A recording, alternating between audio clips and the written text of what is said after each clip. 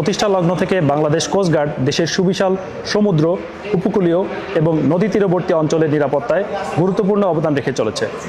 জেলেদের জীবনমান উন্নয়নের পাশাপাশি অবৈধ আর্টিসানাল ট্রলিং বোটের কার্যক্রম প্রতিরোধে প্রতিনিয়ত নিরলস পরিশ্রম করে যাচ্ছে কোস্টগার্ড। সম্প্রতি কিছু অসাধু মৎস্যজীবী ও ব্যবসায়ী অধিক মুনাফা অর্জনের লক্ষ্যে সরকারি নিষেধ অমান্য করে কাঠের ফিশিং বোটে অবৈধভাবে ট্রলিং সরঞ্জাম সহ ছোট ফাঁসের বেহুন্দি জাল স্থাপন করে আর্টিসানাল ট্রলিং বোটে রূপান্তর করছে। এই ছোট ফাঁসের জালে আটকে পড়ে গভীর ও অগভীর সাগরের রেণু, ডিমলা মাছ এবং মাছের প্রাকৃতিক খাদ্য ক্রমশ ধ্বংস হয়ে যাচ্ছে, যার ফলে বিগত 4 বছরে আশঙ্কাজনকভাবে মাছের প্রজনন কমে গিয়েছে। এতে কর্মহীন হয়ে পড়েছে সাধারণ জেলেরা।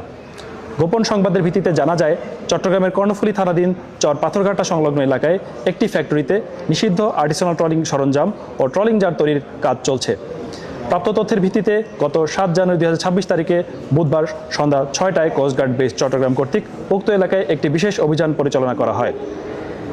অভিযান চলাকালীন উক্ত ফ্যাক্টরিতে তল্লাশি চালিয়ে প্রায় 36 লক্ষ টাকা মূল্যের 12টি অবৈধ ট্রলিং জাল ও জাল তৈরির সরঞ্জাম সহ ট্রলিং বোট তৈরির মূল কারিগর ভারতীয় নাগরিক পণ্ডিত বিশ্বাসকে আটক করা হয়।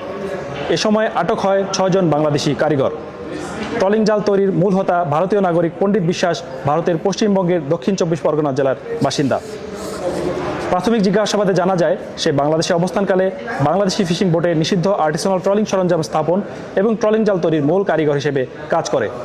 বর্ণিত ভারতীয় নাগরিক সর্বশেষ 27 নভেম্বর 2025 তারিখে বাংলাদেশে ভ্রমণ ভিসায় আগমন করে।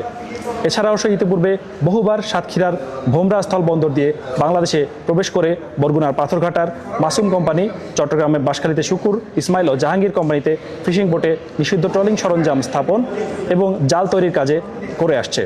ফলে সমুদ্র উপকূলীয় অঞ্চলে ট্রলিং বোট ও জালের বিচরণ অনেকাংশে বৃদ্ধি পাচ্ছে। উল্লেখ্য, গত 12 আগস্ট 2025 তারিখ কোস্টগার্ড ও সেনাবাহিনীর যৌথ অভিযানে ভারতীয় নাগরিক পণ্ডিত বিশ্বাসকে আটক করে কারাগারে প্রেরণ করা হয়। কিছু অসাধু ট্রলিং জাল ব্যবসায়ী ও চট্টগ্রামের বাঁশখালী শুকুর কোম্পানি এবং জাহাঙ্গীর কোম্পানির সরাসরি হস্তক্ষেপে খুবই অল্প সময়ের মধ্যে সে কারাগার থেকে জামিনে মুক্তি পায়। আর্টিসানাল ট্রলিং বোটের বিরুদ্ধে কোস্টগার্ডের ধারাবাহিক অভিযানের ফলে সংশ্লিষ্ট কোম্পানির মালিকরা বর্তমানে আত্মগোপনে রয়েছে। তাদের বিরুদ্ধে কোস্টগার্ড গোয়েন্দা নজরদারি ও অভিযান অব্যাহত রয়েছে।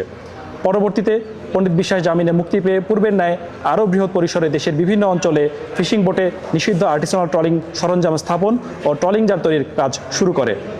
জব্দকৃত আলামত ও আটককৃত ব্যক্তিদের পরবর্তী আইনানুগ ব্যবস্থা গ্রহণের কার্যক্রম প্রক্রিয়াধীন। মৎস্য সম্পদ রক্ষায় বাংলাদেশ কোস্টগার্ড ভবিষ্যতেও এ ধরনের অভিযান অব্যাহত রাখবে।